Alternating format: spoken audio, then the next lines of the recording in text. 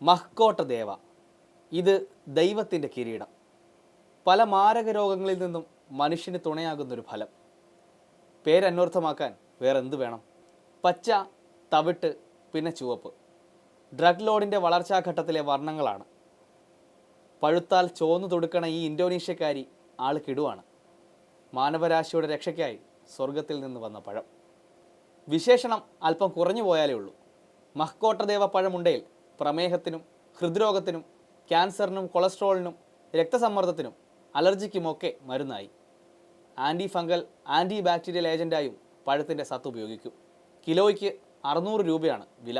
നമ്മുടെ ഫാമിൽ ഇത് കൊടുക്കുന്നത് 600 രൂപ, കിലോയ്ക്ക് 600 രൂപ വിലയ്ക്കാണ്. എന്നാൽ പൊതുവിപണിയിൽ 2000 രൂപ വരെ വിലയുള്ള ഇതാണ് ഇത്.